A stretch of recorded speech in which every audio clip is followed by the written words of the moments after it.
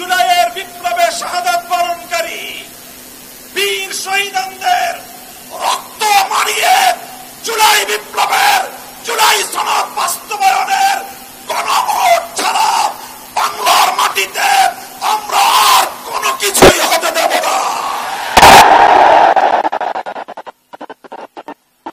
আমি জানি না জাতীয় নির্বাচনের আগে জুলাই সনদ বাস্তবায়নের লক্ষ্যে গণভোট হলে আর কি সমস্যা সেটা আমাদের বুঝে আসে না। আমাদের সমস্যা হলো জুলাই সনদের গণভোট ছাড়া যদি জাতীয় সংসদ নির্বাচন অনুষ্ঠিত হতে থাকে, জাতীয় সংসদ নির্বাচন যদি তফসিল ঘোষণা হয়ে বাস্তবায়িত হয়, অনুষ্ঠিত হয়, সেখানে অনেকগুলো বড় বড় জটিলতার সৃষ্টি হবে।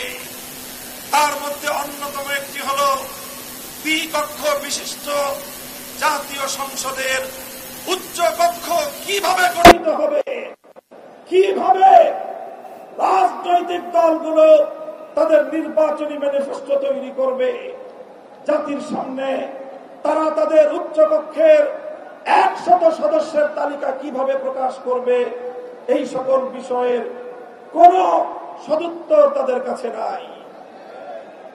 যারা জুলাই সনদের গণভোট জাতীয় সংসদ নির্বাচনের আগে অনুষ্ঠানের ক্ষেত্রে বিরোধিতা করছেন, আমরা তাদের সমস্যার কথা জানতে চাই।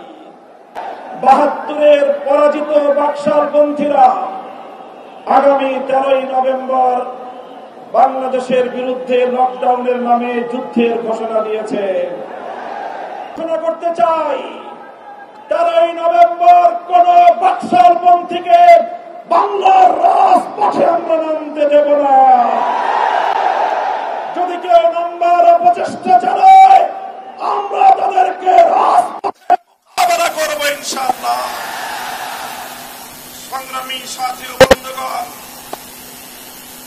2024-এর জুলাই বিপ্লব সহস্রাধিক তাজা প্রাণের রক্তের বিনিময়ে অর্জিত এই বিপ্লব।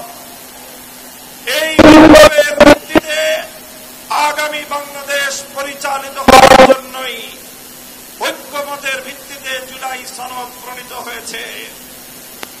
এই জুলাই সনদ কোন কাগজের সনদ হিসেবে আমরা দেখতে চাই না।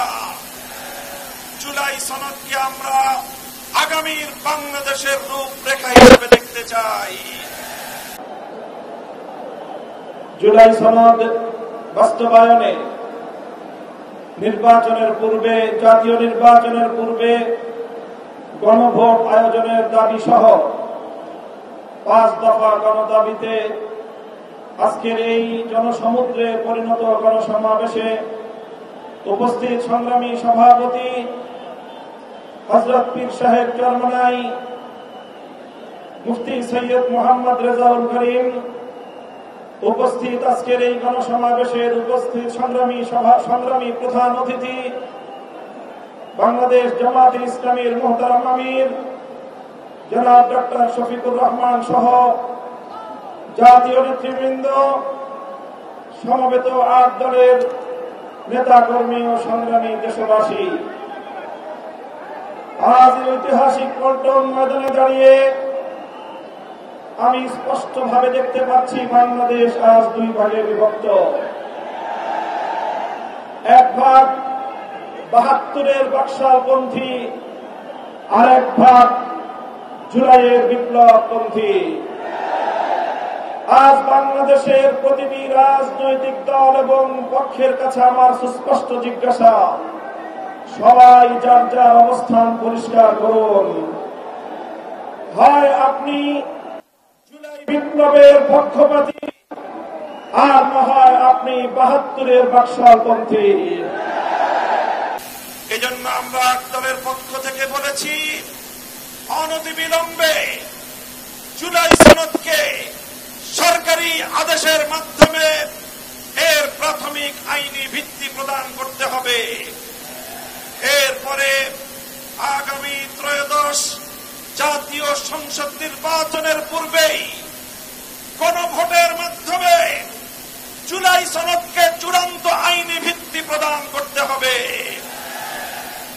এর ব্যত্যয় হলে জুলাই বিপ্লব পন্থীরা বরদাস্ত করবে না, সেটা মানবে না। আমরা সুস্পষ্ট ঘোষণা দিতে চাই, আমাদের জুলাই যোদ্ধাদের কোন যুক্তি নাই, কোন যুক্তি নাই।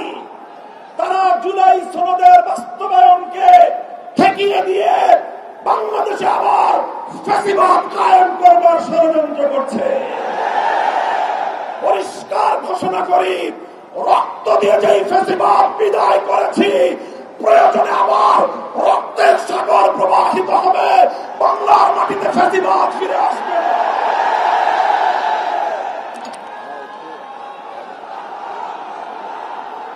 রাজনৈতিক পক্ষগুলোকে বলতে চাই, আমরা রক্ত দিয়েছি বালাকোটে, আমরা রক্ত দিয়েছি শাপলা চত্বরে, আমরা রক্ত দিয়েছি 2015 সালে, রক্ত দিয়েছি 2021 সালে, রক্ত দিয়েছি জুলাই বিপ্লবে।